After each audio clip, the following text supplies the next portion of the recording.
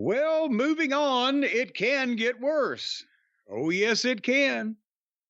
Another tournament match, Ricochet versus Brody King.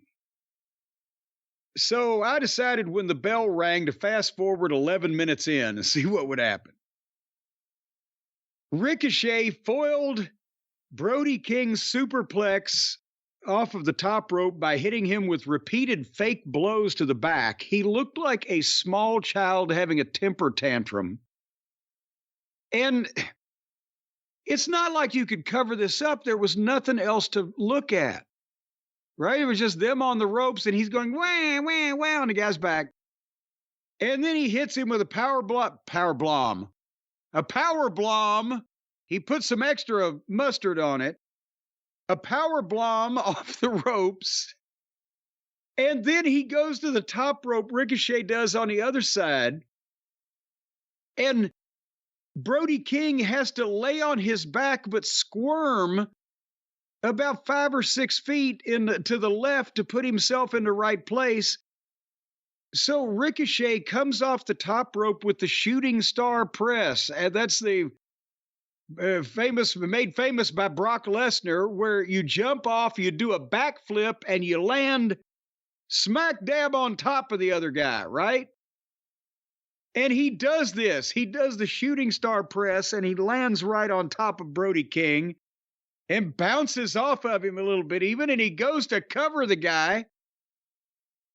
And Brody King grabs him by the throat like the Undertaker, and no cells getting landed on by that fucking splash, and just stands up and slaps a sleeper on him. And Wade, again, Ricochet came in with all this fanfare, and he had some goodwill, and the people were interested, and now he's given these big finishes off the top rope to middle card guys that are just, oh, fuck you. You're a gnat.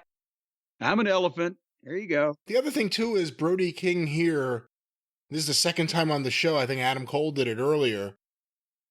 Noticeably, and again, a lot of it's on the camera people, I guess, but still, it's happening. Noticeably put himself into place.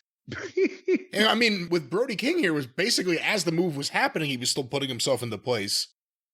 But Adam Cole did it earlier for the O'Reilly match. Well, I mean, and there's a lot of that goes on that people don't notice, or it's not worth calling attention to. And it's, part of half-ass being professional. But when you've got to traverse 5 or 6 feet while you're supposedly laying immobile and stunned, that starts to stretch things.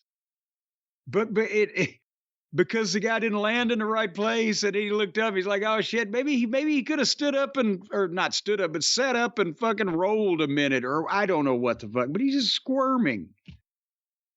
But anyway, then they had removed one of the turnbuckle pads off the top turnbuckle in the corner, so Ricochet, he figured out they're fighting on the ropes, and he DDT'd Brody King head first onto the bare turnbuckle while Brody King was still standing on a second rope.